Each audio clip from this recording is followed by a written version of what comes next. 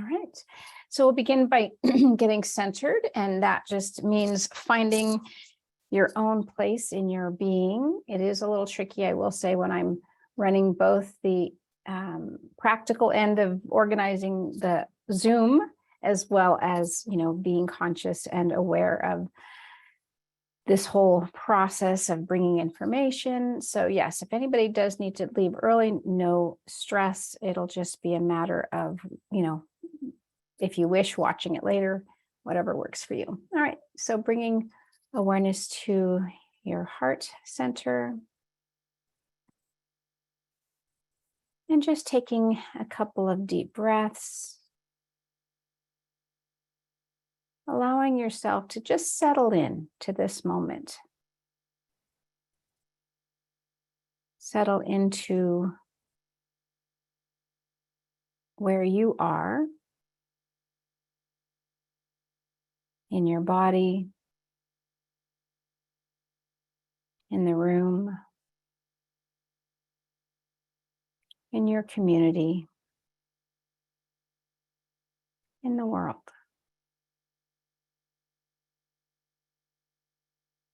And bringing your awareness to your heart, recognizing that natural rhythm of the heartbeat.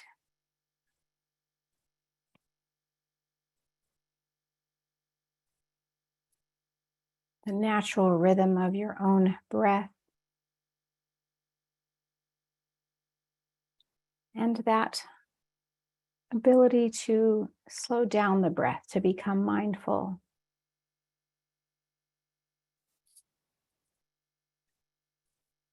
Bringing in all of your energy, all your thoughts from the day, can soften and settle in. All the to-dos that were not done can be set aside for right now, bringing you to the present, to yourself.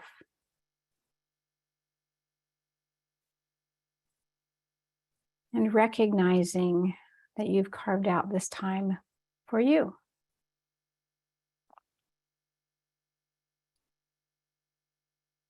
And when you open your heart to yourself,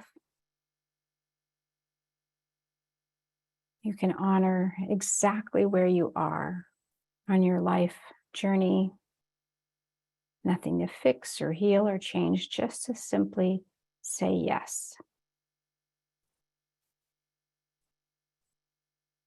As we come together, you can open your heart to everyone else who is here, knowing we are all walking together, our own journeys, but on this planet at this time of great awakening and great change.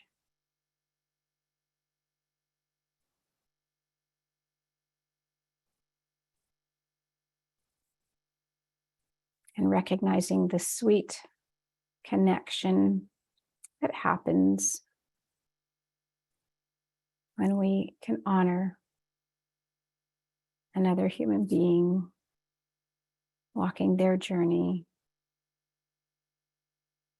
without our need to shift or change or fix them either.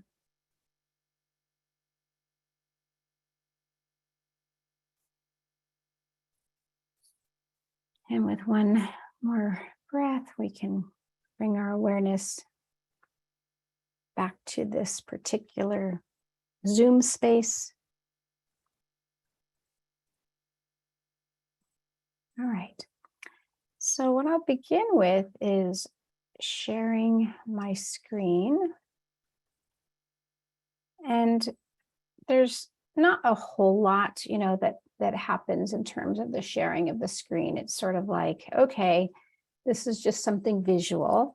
So at any time, if you have a question, you can always raise your hand. Across the bottom, there are the little hand raising. I think I muted everybody just to keep things really simple. And if you need to raise your hand, then obviously I can unmute you. So Welcome. This is the ninth class of Rise, 12 Key Elements to Align with Your Soul Purpose. And I started this as a talk at a psychic fair, however many years ago. And I really felt that the information was helpful, that it would be nice to be able to do something with it. So I started to bring it out as a monthly free offering of a class. If you decide you want to continue coming, they can, they're all on the fourth Monday of each month, if this resonates with you. And in December, it'll be on the third Wednesday of each month. And each class is really focusing in on one of these 12 elements. Each can stand alone, and yet there's sort of this bigger picture that I offer. And so tonight we'll be exploring the element of stepping out, showing up and stepping out, really coming into who you are and saying, okay, how do I present that to the world?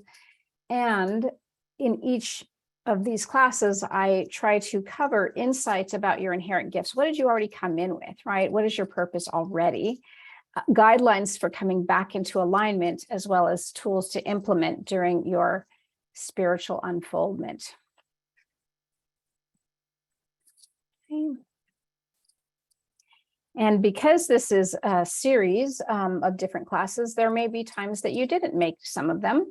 And so I do have them all recorded, including the video and any resources that I shared during the class. And that way you can click on the resources, and most of them are going to be like articles or videos that I've done that kind of relate to the topic. And you could just go to my website, veronicalee.tv, under the Learn to Classes and Talks, and it's there that you can check out all the other videos. These are recorded. You will be muted. You can raise your hand with *9 and to remember to check the chat. I have a metaphysical upbringing. So I was raised with all things woo-woo back in the late 60s, early 70s. My mom stumbled, I would say, or maybe she discovered metaphysics. She was in college and she was really wanting to find, I think, a spirituality that most matched what she felt. She was hippie, feminist, liberal, very strong Aries, was so into astrology and all kinds of things. And she really wanted something that matched her belief system. And she was absolutely, from a Catholic background, I think even maybe have gone to Catholic school when she was younger. And so then she sort of denounced it, got married at 15 to get out of the house, and then had me at 16. I was born on my parents' first anniversary. And even though she had sort of denounced Catholicism, they baptized me, I think, just in case. And so that was my extent of my religion, except I think I might have gone to church a couple times, maybe with my dad. I think he still might be Catholic. I don't have as much of a relationship with him. But anyway, but she found a metaphysician, and she started going to her classes on a weekly basis, and they were in her living room. Her name is Mary Palermo, or was, she has passed away. And she taught, holding our hands over people, intuitive skills. We did a lot of meditation. As a kid, I had to visualize myself getting well. So all that was just sort of normal for me, until I went out into the real world and discovered it wasn't so normal for other people. And so there was that part of me that tucked it in, who I was. And that's why this particular topic tonight, showing up and stepping out is resonant, because even though I've always had this as a foundation, being weird in the real world wasn't very comfortable, especially as a kid. Natural born intuitive, highly awake, came in, very awake. And so I think that's probably why I picked this particular situation with my mom and such. So just a lot of information that I don't even know how I have. It's just the way it is. Spiritual teacher, intuitive, and I've been mentoring people and working in this field for over 15 years. I've been writing for Om Times for many years. I think it's 2012, so 10 years ago was my first article with them. I consider myself a transformational visionary, and my key focus is empowering others. I am a mother of four. I have 4 beautiful adult children who have really inspired me in many ways. And in 2018, I did lose my husband. And so they lost their father. And that's shaped me in many ways as well. You can find me on social media, almost every kind. My handle is at Veronica Lee TV. So onto the topic. So with this energy, when I was really looking at what I wanted to share, I often speak at psychic fairs. I really want people to get a message more than just like, oh, here's the Akashic records. I do speak about that because that's specifically what I do. But it's not about the Akashic records for me. That's just a modality, just like my mom enjoyed astrology. She enjoyed meditation. She enjoyed, all kinds of things. But it's more about empowerment for me. It's more about really giving people something tangible that they can take into their lives and move forward to really own who they've come here to be who they're here to be. And so this, we talk a lot about ascension and awakening. And so I decided to use the acronym RISE. And so there are 3 R's, 3 I's, 3 S's, and 3 E's. And these are them. And they don't necessarily have to be in this order, but this order makes it easier to some degree. And of course, we are moving life through life as a spiral. It's like, yes, we come around and visit old wounds and old lessons, and we learn something new, but we're often repeating them as we move through our process. So 1, recognize your true self, that you are that you are all that I am. You are God consciousness in your little body, and yet you get to be you. Remember your purpose. In essence, your purpose is to really come in to be who you're here to be empowered to live in this expanded state of yes, and to experience joy. That's the essentials of their purpose. You may have specific things you wanted to do, but those are the essentials. Then you need to, once you discover these things, renew your commitment. Then it comes to doing something about it, and you instigate change. Illuminate your intentions. What's really helpful is if you implement your intuition to use more of your senses than just your 5 limited senses, to look at your metaphysical senses. Separate from unsupportive patterns, cutting away things that aren't serving. Seeking support and surrounding yourself with things that do serve you, right? So if old patterns, old people, old situations aren't serving you, how do you start to separate from that without, completely feeling like I'm on this earth planet by myself? It's like, okay, so I have to focus on getting that support in some way and surrounding with resonant beings. And tonight we'll be talking about showing up and stepping out. Then we want to embody and empower, and to continue to evolve consciousness, and of course, enjoy life and being you. So those are the elements in a very brief way, the 12. And what I like about this acronym is that, it's like there's a lot of R's and there's a lot of I's. It's like, so it's not just rise, it's rise. We know this is a process coming into who we are, right? We often have to kind of work it a little bit. All right. So tonight we'll be covering these, and I'll be pausing. If you have any questions at any time, please, like I said, raise your hand and I can pause. I get a lot of information, very quickly. All right. So show up and step out. One of the things that we can do, it's not a problem, there's no judgment there, is we can really come into who we are and simply radiate that being on our mountaintop, right? We can totally just stay in our own little space and say, I am so happy and content, and I feel like I've resolved a lot of my issues, and my vibration is really good, and all of that.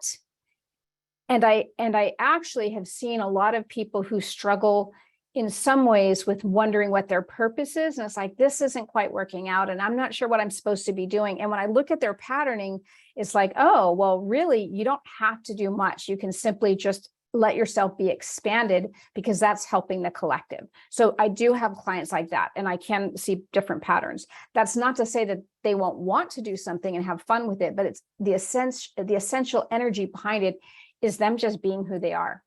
That's true for all of us. So I'm not going to compare and say, but I'll see intentions, like soul intentions before you came in.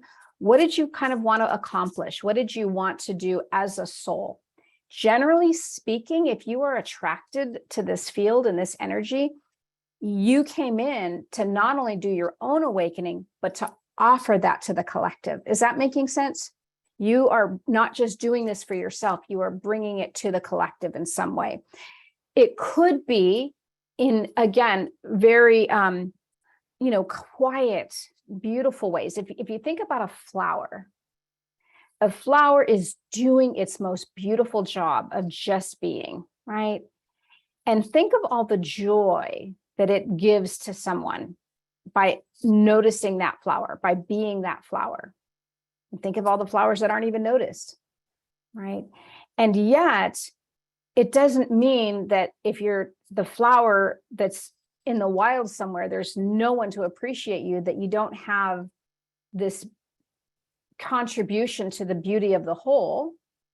And that in order to be a valid flower, you need to be in a shop somewhere so that it can be at a checkout line for somebody to grab and buy for somebody and then brighten their day, right? It doesn't need to be this very specific, tangible, this is better than this. But what I will say is that if you had an intention to be that flower that was going to be like brought to someone, and you set that contract, birth incarnation contract, then not doing that, by playing small and holding back, you're going to likely keep running into issues until you do decide to come into your fullness and be seen. Okay. So this means you need to cultivate courage. So it's not just getting clarity about who you are and, what are your gifts and such, but now that we've moved through this process and it's time to show up and step out, what exactly does that mean? Well, most of us, Marianne Williamson, I probably quoted her on more than one of these, but she has that quote, it's not our, our deepest fear is not our dark, it's our light, right? It's like we are so afraid of being too seen, too light, too open. So it does take courage. Courage, has the root, core, right? Which is that heart, this place in the heart. So oftentimes courage isn't going to come from, pulling out a sword and fighting the dragon. And we are a few days from Michaelmas. So we are very close to Michaelmas, where, Saint Michael, offers us his courage, right? With his golden sword. And at the same time, we don't have to wait for Michaelmas to have courage that, comes from, Michael. And yet we can find within our hearts where courage already exists, right? And so any kind of heart-focused meditation, any kind of energy that allows you to tap into your heart will help support and build that courage. One example is, I don't even know how exactly to describe this. I often share stories, real stories. So when I lost my husband, I had to take care of him while he was sick, right? He was diagnosed with Lou Gehrig's disease, which is like a really sucky, gross, awful disease. And so he was losing his capacities, and I just had to take care of him. And who else was going to do it? My kids, yes, my daughters helped me. And a lot of times, that wasn't our first in our family. That wasn't our first, like, really heavy thing to face. And so people often say, oh, you're so strong, and I'm thinking, I don't want to be strong, right? I don't want to have to be strong. I'd rather just have a really easy life and not have to face these things. And yet what I recognize is what gives me that strength or that courage to meet whatever that situation has been. It's simply love, right? And it can be love for somebody else. It can be love for justice. It can be self-love, right? So if we think of courage as really tapping into our heart where our love is, it makes it easier. I am like one of the first people, whatever you want. I never, ever, ever say life is easy. I will not be like, oh, I'm going to give you these affirmations. You're going to say this and it'll all be good. Check, check, check. No, I'm all about it is what it is. And you have the capacity to show up for what is. That's what I offer. I believe in our inner strength. I believe in showing up for transformation. And I believe that most of us who came in highly awake did not say, yeah, give me the easy stuff. We're kind of like, for many of us on our, let's say, our last incarnation for this particular, unfoldment that we're going through. And so it's like, give me the good stuff, or let's go ahead and heal everything we've ever dealt with in every life we've ever had. It's like, oh, really? And we don't remember that. So if you ever do look at your soul contract, I'd say just kind of get your magnifier out and look at the fine print, because there's probably a lot of stuff in there you forgot and didn't really want to look at. But what I do say is you do have the capacity and you do have the courage that is inherent in you to begin to cultivate, so going into that heart, remembering the love, finding something that moves you, and that it can be that simple little step. I remember one time I used to sell, Mary Kay many years ago when my oldest was born. It was one of those, what do you do when you're an at-home mom and you try to make ends meet? And what I remember, I got a little plaque or something from my director, and it said something like, courage doesn't always roar. Sometimes courage is the quiet voice at the end of the day saying, I will try again tomorrow, right? And it's like, I will try again tomorrow, whatever that looks like.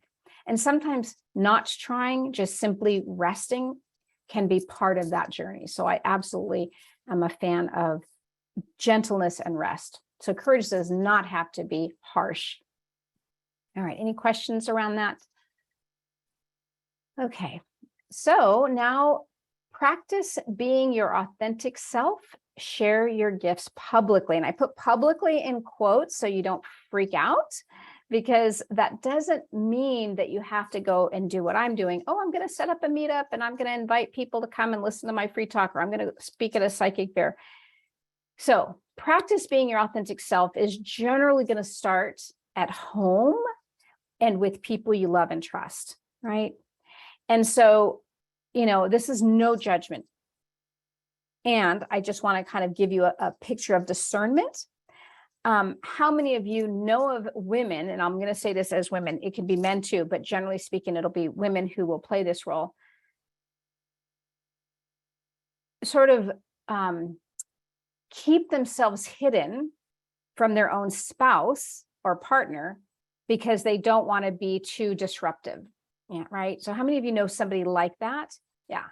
And oftentimes it's ourselves, right? My first relationships, I was with many boyfriends and such, until I met my husband, who I imagined me getting married to somebody that I didn't actually know, but it would be because I wasn't being like, I could feel when I imagined myself getting married when I was younger, I was only imagining me holding myself back. That was the picture that I literally had, because I thought, I just didn't even know it was possible to really be authentic in me in my relationship, right? I was so used to holding back and being apologetic and such. So practicing being your authentic self can happen in really safe ways. And so it might be, through therapy, right? One-on-one private therapy. It might be in a safe circle maybe it's a spiritual circle or a women's circle. Maybe it's just with your girlfriends, or it might be with only your spouse and no one else, right? Whatever that is, I would say it's a non-negotiable. That showing up means getting to be you unapologetically in all of your glory and, darkness, let's say, just because. And when I say that, it doesn't mean, I have a family member who has been like, well, if you don't, kind of like, well, I'm just this way, in a way that's like, I have to express my anger and my rage. But it was like, that's all she was expressing. It's like, yes, I get that. And at the same time, is there something more than just anger and rage in there, right? So we do want to recognize when we sometimes use our, I don't even want to call it shortcomings because it sounds like a judgment, but when we use an excuse to keep ourselves distanced from our own emotions or others as a barrier, right? When we believe, well, this is just how I am, but really, is it? Because your authentic self is probably much more centered, right? So it's more of this vulnerable, self, not the harsh. And again, there may be these harsh aspects of yourself, but I'm just trying to clarify on the spectrum of what does it mean to be our authentic selves. It means being you, no matter what. You can never not be your authentic self, but it's sort of like dropping the defenses is what I'm trying to get to, dropping all those defenses that keep your heart guarded and that keep you guarded in relationship with others. So is that clarifying?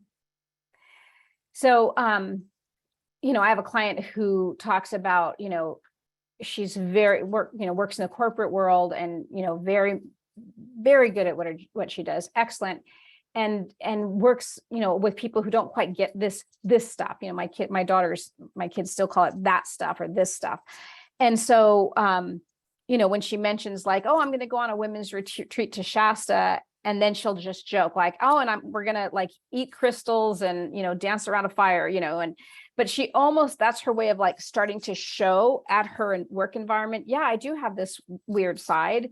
But she almost has to like, kind of laugh about it with them. And so maybe that's the place to start, but it's not that you have to say, oh yeah, I'm a stripper at night and you work in corporate America, and they might go, well, we don't want that. That could be, but it doesn't mean that, those most sacred parts of you can't be revealed in some way or true to you, that you're not making, you're not putting yourself in a box, and so I'm trying not to be preachy at all. That's not, I'm just trying to clarify. I'm trying to clarify that it's okay to have different hats for different situations. And at the same time, what's really transforming for our collective is people want to be who they are. They want to be themselves. They want to have their voice and be their authentic selves, whatever that looks like, and to be accepted in the environments they go into. But that's going to take practice in safe environments. All right. And then when I say share your gifts publicly, it means to maybe go outside, outside your little comfort zone and start to be seen by those that don't feel as safe. So it doesn't mean setting yourself up, because we don't want to do that. We don't want to, there's no reason to put ourselves in harm's way. But what I mean by publicly is if you came in to really transform things, you can do it, what's the word, sort of discreetly, and or you can do it more clearly. No judgment about either.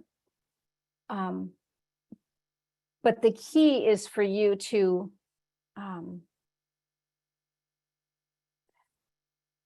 let whatever your gifts are to be experienced by the whole in some way. So that's the differentiation between the private sector and then the more of the public. It's letting the world witness you in some way, right? Letting the world witness you in some way. All right. Any questions about that? Any clarifications? And if you raise your hand, then I can. It's a little tricky because I have two screens, so I can't quite see everybody. Sorry. There we go. Okay. All right. And then the next, be a luminary, let your light shine. So this is that piece, with the let your light shine is kind of tying into that publicly part, but what I have a hard time with, and this is just my own holistic piece, I come from such a whole, yes, I am a double believer, but I come from this place of like really seeing the whole. So I don't really have judgment for dark per se. If we think of the yin yang, right? This light and this dark and this balance. And I really see the dark as more of this void, or the all that is, where the potential gets birthed from, right? It's like my mom, I think one of her favorite, she had a lot of bumper stickers, but one was, my God was born of your goddess, right? It's like it came from this void, this great womb of life. And so when I speak about light and dark, I just hold space for the whole. And yet, to convey the language that I'm trying to convey in this piece, it's, if you came in to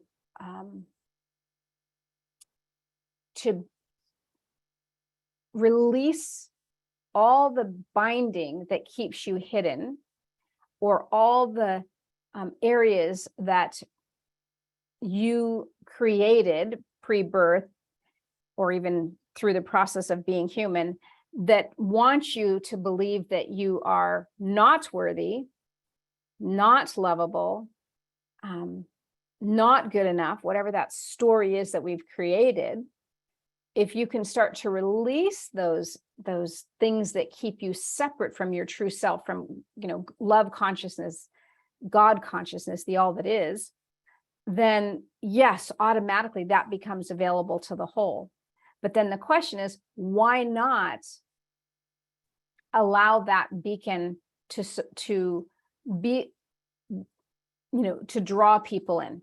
So again, it's not like we have to effort with light. When we are that light, when we shine that light, it makes it easier for people to go, oh, I see you, or I see your light, right? And so anybody can be on stage. Anybody can decide, that they want to show up however they want. And then we can look at it from a very public way. Like, okay, it doesn't mean that somebody, if they're in the public eye, is a luminary or good, or, whatever judgments we put on it, or that they're not acting in their highest good or the good of the all. We can choose to decide we can choose to judge whatever is going on. And I do that a lot. There's this like, oh my gosh, there's somebody who's spouting off hate, or there's somebody who's, getting rewarded there in the spotlight, and everything they represent is so yucky, right? I totally go there. And at the same time, it's like, we don't know if that's in the collective's highest good to really be shown certain aspects so that we can see them in ourselves. We don't know. But, all of that being said, how do we allow ourselves to be those luminaries for others, and not just for ourselves, right? To really allow ourselves to come into, and I think the key word is clarity. So when you're authentic,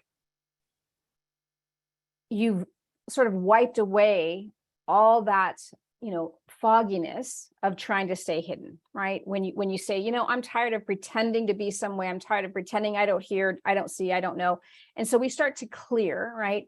And if you imagine like a luminary, like a lamp or a candle that has, let's say, glass around it, it's like, that glass could be foggy, or we can clarify it, right? So it's this place of allowing clarity of mind, of heart, of soul, so that it naturally beams forth. So is that making sense? I know it's a little bit tricky sometimes when I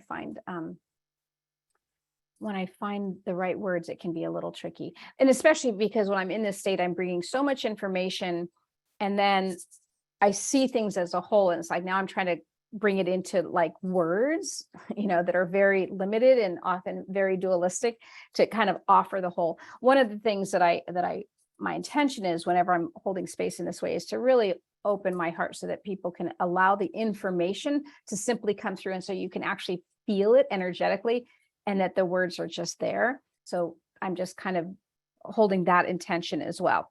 So letting your light shine is really this matter of saying, I'm not going to keep myself hidden or damped down to meet the needs of others. So I really want to share this one other story. So recently I did conclude a relationship with a relative that was really hard. It was a very hard relationship. And she sent me a text and said, I'm not, when this happens in our relationship, it makes me want nothing to do with you. And then from there, I thought about it and I said, I feel really complete with our relationship. And she said, yeah, I do too. So it was like this kind of like, it's like a date, it's like our relationship with it, it felt more like, okay, we're really coming clear that we just aren't compatible, right? And one of the things I felt after releasing this was, oh my gosh, I do this oftentimes with family members where I came from a really dysfunctional family. So when I say, my mom was 16 when she had me, all of her sisters were 16 when they had their babies, right? My dad's side of the family, we don't really know them, but we do. And like all of his brothers have been in prison, right? I've had 3 family members take their lives, right? Three cousins, all of which were in my wedding. So when I say dysfunctional, I mean pretty dysfunctional, right? And so what I recognized when I these last few days after, coming into completion with this relative was how I bring my vibration down to match somebody's pain point. So does anybody recognize that in some way? Yeah. And so she had a lot of trauma and was working through her trauma. Her mom and my mom are sisters, and her mom was borderline personality. And my mom was much more conscious. My mom made mistakes, but she was like, the pattern stops here, so she really put everything into shifting old dynamics, right? And I can't change the dynamics, but the point being is that there is a lot of trauma. So I was holding space for that trauma. But what I recognized is I also was saying, but I can't shine too brightly because that might make her feel worse, right? So I find oftentimes I will hold my belief of holding space is by damping down my light. So sometimes, unfortunately, recognition doesn't come until after something. You're like, oh, wow, but I do recognize that in other patterns, in other ways. And it's like, wow, look at that. And so when I'm looking at energies and stuck places in me, I often try to hold space for like, oh, interesting, there it is, and not go into judgment over it, because that will really tie it up and make it like that much harder. And, it's like, I'm so wounded, you still hate me, instead of like, oh, I see you. Yes, I recognize this pattern. And how can I love that pattern into its own freedom, right? Into its own transformation. Yeah. So any questions around that one? All right. Have reverence for self and others. And so going back to that story, what was really important is that in our texting back and forth, that I was not going into any kind of blame and not going into better than, because I so want to be better than. I so need to be better than, right? It's like, oh, that's that part of me that just like, this is going to make me okay if I'm better than this person, right? And to really hear, because the nice thing about when you write to someone is that nobody's arguing and you're cutting each other off. It's like, okay, here's the expression, and it gives you time to think about it. Obviously, texting is a little faster and people can hit text too soon, but I, responded and just thought, okay, how do I speak in and really speak for myself and my needs? And it's like, okay, here's my truth. And I recognize your truth, and I can't change your truth. And I'm not, I don't have to agree with your truth either. And that was the other piece, right? And so in this situation, it was reverence is what was leading me, right? Not emotion, not like, well, screw you, and let's bring this up and that up and all these examples, because I can collect examples. Trust me, I can collect examples of here's where I'm really right, and even more so right. but this place of reverence, like this doesn't have to be a competition. It doesn't have to end with me feeling, that I've won something. What did I win? I lost a relationship, but it was a mutual letting go. And in that place of reverence, it's also, let me understand this. It's like,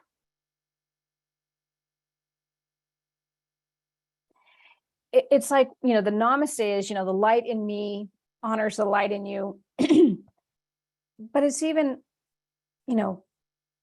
the the wholeness in me, the dark in me, the wounded in me, right? The human in me honors and sees the human in you. So it doesn't have to be just like, I'm so desperately needing to see your light, or I'm only looking at your light. It's almost as if, yes, we're both people who probably have our own traumas, especially because we came from the same very traumatic family. And how can we honor our journeys as humans that that may not have gotten any healthier than we thought we might be, right? Like there's this idea that, one day it'll all go away, and there will be this like, angelic singing, and everybody gets along and all of that, which would be lovely. And part of our journey is this process of recognizing, where do I need to flow right now? Where do I need to, who is resonating with me? And it's being willing to really honor our needs as well as other people's needs. And sometimes it can be that those aren't always compatible. And that, in other words, the compatibility might be, my need is to not be with you, but you're trying to hold on to me. That's a little bit tricky, right? Because it's like, that's not a need, because the reality is that my need is to let go of you, and you may believe your need is holding on, but we never get from anybody else. We never get from anybody else. It's really going to be an inward. And then I've had clients where I had a client, she was asking about her husband, and it was like, her need was to take care of herself, but it wasn't divorcing her husband. It was simply finding her own space. And after a few sessions, she's like, so this has nothing to do with my husband, does it? And I'm like, no. And it's not about blame. It's about, he's just a little side note right now. This is about your own transformation. And so he can just be a side note for a while until you're ready to be in a different place with him. But it has nothing to do with him. It's easy to think it is and to be aggravated by that. And that can be a little tricky. All right. All right. And then the last is speaking your truth. I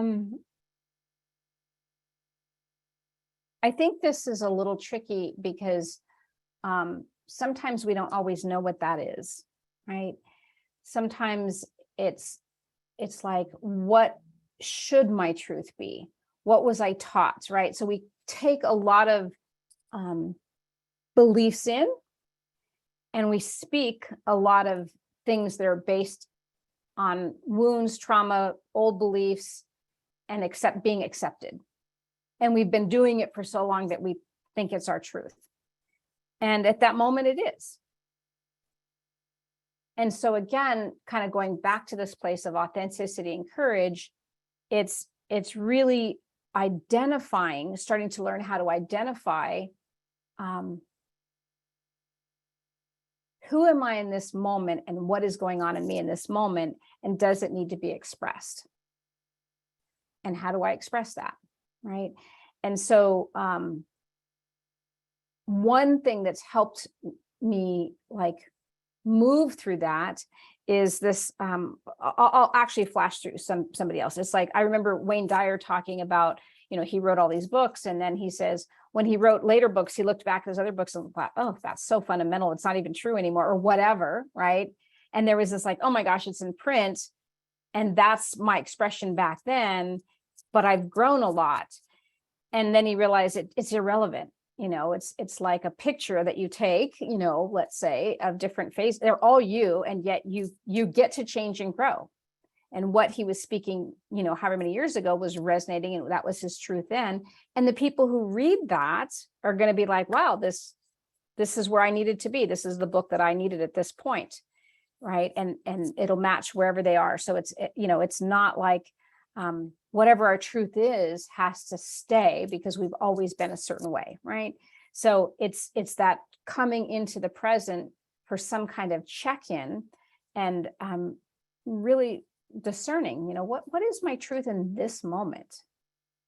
And is this a time to speak up and say that? So I don't know what the situation was. Oh, yeah, I do. Okay. So it was my daughter, one of my daughters was groped recently, and she works in a restaurant that pays a lot of money. She makes probably $300 to $400 in tips a night.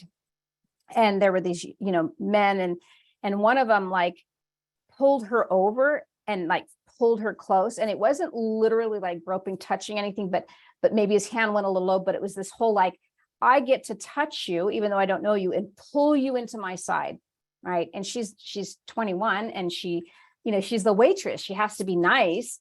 And she was so shaken. She was just so shaken about the whole thing. And later on, she told her manager, and her manager's like, you should have told me sooner, this, that. And then she was not complaining. She was sharing this process with her brother, my son. And he was like, you can't just be, what do you say? You can't just be posting all this stuff about women's rights, you know, on Instagram, and then not do something in that situation. Right. But in that situation, because it was so frightening, she'd lost who she was, right? She'd lost the ability to be in her truth. If anything, she went into freeze mode, right? And so obviously speaking your truth came after the fact, I need to talk to my boss. I need to, you know, tell my mom and my brother, I need to find other tools, right? So speaking your truth won't always be easy, and it may not even be consistent, right, across the board, because in that moment she was like, oh, and yet in all these other places it's like, this is my ideal, this is who I am, this is what I represent, this is my truth. But that doesn't mean that it didn't slip out from underneath me in a time of panic, right? So it's recognizing that we evolve, our truth is going to evolve. And sometimes, you know, how many times do we go, oh, I should have said this? So oftentimes I find like journaling a good way to discern our truth and to explore our truth and to let our truth be what it is in that moment. You know, I used to do a lot of journaling. I still do, but I remember thinking, oh my God, if anybody finds my journals, they're going to think that I was this completely depressed, hating life kind of maniac, because that was true. And those are the times I had to write, because I didn't want to go and, you know, scream at anybody. And it was like all these feelings that were welling up had to be expressed.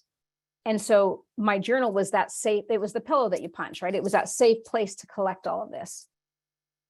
But the whole picture of who I am is not in those journals, right? And at the same time, that was my safe place. And then once there's that place of clarity, you can start to find other ways to share your and speak your truth. And again, it doesn't mean it always will feel or be safe, but it's this place of aligning with your authentic self, right? So, any questions about anything?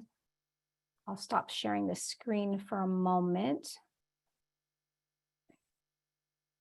Well, let's see. There we go.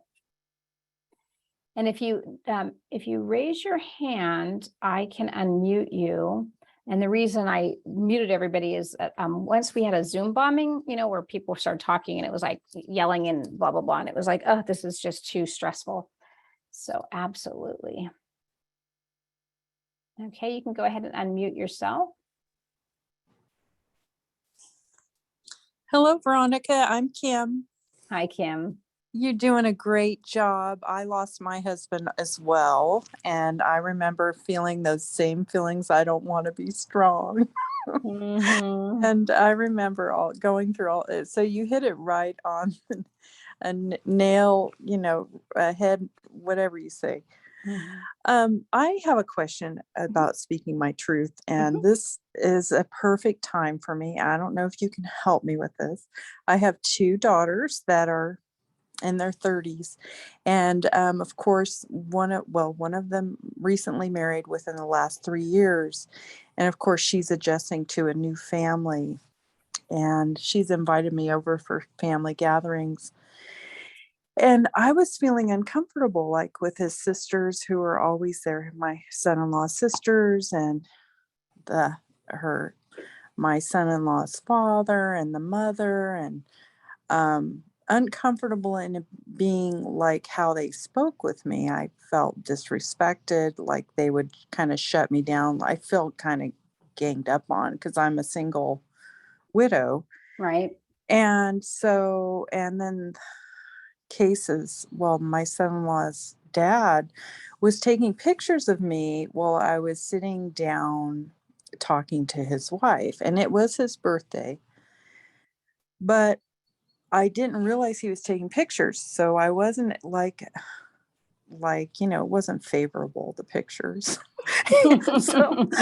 So and then it turned out that everybody in that gathering, I didn't feel comfortable there that day also, that every one of them got COVID and I did not. And I left early and I stayed outside. I could tell my daughter wasn't feeling good. So, anyways, 3 weeks later, after everybody resolved their COVID and stuff, I had told the father in law that I did not appreciate him taking pictures of me while I did not know. I was just kind of like, I had it, I was like, and then going into another event, I just kind of wanted to set my boundaries up with these people, Right. that are my daughter's family. And then also his sister is this really large girl. She doesn't really look too kindly on herself, and she's saying to me, like, I asked her about her paint store that she works at. I said, so does your paint store, is it carrying a certain paint? And she just kind of jabbered back at me. She said, I don't know what paint stores you're going to, but the one I work at, that's how she answered me. And all I was asking was about paint. And so I kind of had it up to here. I was feeling disrespected. And so I sent a text to Case's dad and I said, hey, I said, next time we're at a gathering, I said, make sure you let me know that you're going to take a picture of me so that I can be ready for the picture. I mean, I was sitting, it was super hot. I was sitting outside, and, and I guess I have to kind of catch myself too of looking a little bit more friendly. I was kind of caught off guard with his sister telling me that, I was not the happiest mood. I'm trying to be positive and everything, but it's kind of like a gathering of I feel kind of ganged up on, Yeah. It's- Yeah. So I'll start to look at the picture of, it's really tricky, as you said. It's like, okay, how do we do this? Because there's this, politeness that we're so used to. And there's, again, nothing wrong with that. But I remember years ago, I went on it was like a spa day with some women. And there was one woman, I was like, oh, we were having breakfast. And I was like getting my picture, I was getting my camera out. And she's like, oh no. And she was really clear. And I did take offense because I didn't even mean to, right? I didn't mean to yeah. not, and she said, I don't allow people to take pictures of me unless I am fully made up. And I thought, wow, she's set a limit, she's really set a Mhm. boundary and said, this is what I appreciate. And I think that pictures have always been a little bit uncomfortable for people if they're not ready. But today with social media, and these can go like everywhere, there is That's that. what I thought. Exactly. 'Cause This can be a little yeah. bit different. And so it can be a simple things just like, oh, I'm sorry, I don't really let people take pictures of me, and keep it at that. Now, in terms of people, how they respond to you with snarkiness and all of that, one of the things that I think makes it really hard when we want to, again, this idea of speaking your truth is that truth doesn't have to come across as angry and screw you, like you jabbed at me, I'm going to jab you back, Yeah. right? But instead it can be, oh, I hear you, right? So my response, and this is often just from a place, if somebody's jabby and whatever, it's like, I don't want this energy in my, I don't want to be Exactly. around this. So I basically just kind of go, this person just showed me who they are. And Yeah. I'm not interested in relating to that. Yeah. So I avoid it. And of course, there are certain family things you might have to go, but it's like, okay, I'm not going to talk to this person in the future. And if they really want to, they can talk to me. There might be people who are ping pongs who will be snarky. And then every once in a while be super, super sweet, like, oh, you know, whatever. It's like, from that point, I just sort of kind of go, I've seen how you can be, and I'm not going to be caught off guard because it's just plain mean. And Yeah. until you learn how to be more More polite, regulated. exactly, Yeah. that's, I'm not going to get involved. So that's that place, but I usually don't engage, because with somebody who's in that place, they're so wounded and acting defensively that it's like, I'm not going to fix them in one Yeah. conversation. Whereas my husband used to be far more direct, and you know, he would put people in their place. He would literally say, and my son, I think, kind of does the same. But it's sort of like he'd say, you know, you really don't need to be rude. There's no Yeah. reason for you to be rude. And just that would be it. And then it would be like, or, you know, he would literally tell somebody, if they're rude, you're being really rude right now, and I don't Yeah. deserve it, you know. But it Yeah. was never like a family member. It would be like a service person, you know. It would be Yeah. somebody who is supposed to be nice, right? So so Well, that's what I'm seeing in terms of, you know, this interaction. And of course, family dynamics are really tricky. it is tricky. And let me just finish my story. So I just let that be, you know, her snarkiness. And then, but I was caught off guard with his picture taking, because then he was showing me a picture of his sister that had this little short dress on, and she was a little bit older than me. And I felt kind of fat shamed, you know, Mm, by him. And so I just let it go. I didn't even think about it right. until like 3 weeks later. And then I said, you know, next time I'm faced with these people, I'm going to set some boundaries. So that's Yeah, what I did. I sent the definitely. text, and then I haven't talked to my daughter or my son-in-law for 2 months. They completely just, no, you were wrong by sending that. That was so terrible. So they all teamed up on me. Yeah. And, you know, and I was babysitting and everything. They didn't let me see the grandson because I set the boundaries. And, you know, I feel kind of relieved, because it was really hard being Yeah. in that And atmosphere. that's the thing, is that if is it worth staying in a relationship, even if it's somebody you love, Uh-huh. if it means you have to tuck yourself in Yeah. and be not true and not treated with reverence and respect. Yeah.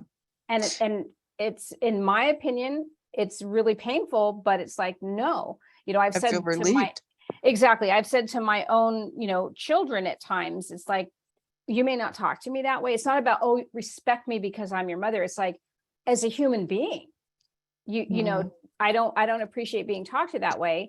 And then the other is that if the relationship, if this is how you want to treat me, and of course, you know, through teens, you can give them some leeway, right? But it becomes when they're adult, if they still want to play this game of like, you're a terrible mom, it's like, then you don't need to be in relationship with me if that's how you Yeah. actually feel. And then it's usually just a spouting off, and it's like, no, actually, you're the best mom. It's just, I'm just angry. I'm like, yeah, okay, great. But, and I get that, but don't go in and attack me, because that's not how we communicate, right? So it's really Yeah. becoming love clearer that. and clearer. So yeah. So any other Thank you. questions? Absolutely. Any other questions from anyone? I know we're at our time, so I'll share the screen one more time. I did put in the chat, I'm about to, let me just fix that real quick. I will share some more resources. I often, oh, did I share in the chat? Here it is. I often will share resources, and this time I totally forgot. I usually share about 3 or 4 videos and things that more resources to kind of expand this. But as you were asking the question, Kim, I did find this article of that I wrote. It's about, you know, this whole think before you speak kind of thing, but this is more about towards self. Is it true? Is it helpful? Is it inspiring? Is it necessary? Is it kind? All right, so let me just share one more time. So that's the link I just put in there. So the next class is, again, staying on topic, is going to be about embodying and empowering. So how do you embody, live, through action, who you are, your truest self, and aligning with who you're here to be. And then, about empowering others, right? It's like, letting your light shine, but also, giving people permission to let their light shine. So these classes, like I said, they are free, and here's the link. So on my website, if I go to classes and talks, and here are all of them. So you can always go to this link here to sign up for the next classes. Usually you can sign up about a month ahead of time. And so all of these are in here. Again, each one has the recording as well as the other articles that are related to that. So I'll include some when I get this up, and it usually takes a day or so. So any other questions before we close? Any comments, anything at all? If you, let me just go to, I just clicked on, you can unmute yourselves if you need to, if there's anything you need. You can always email me if there's any revelations, ahas, questions. My email is veronicalee@veronicalee.tv. And it was a pleasure spending time with you. I hope this was helpful and a little bit of, directive information, not just etheric, but something kind of practical in some ways. A lot of times, yes, these are concepts, and it's like the practicality is a little sometimes harder to grasp when it's a group, because it's like, oh, here's different situations.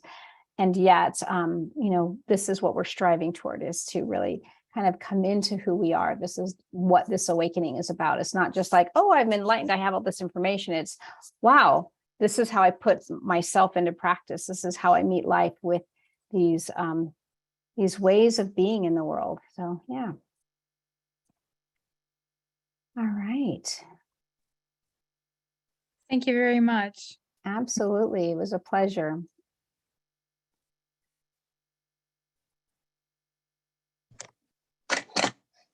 Thank you. This is my first time here, and my name is Rosemary, and I very much enjoyed this. Perfect. I appreciate having you, Rosemary. Thank you.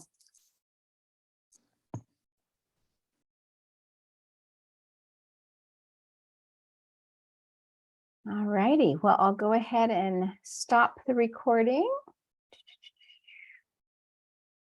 Let me figure out how to do that. Sometimes I get confused, especially when I go from these higher realms and into the practical. It's totally like, stop sharing and stop recording.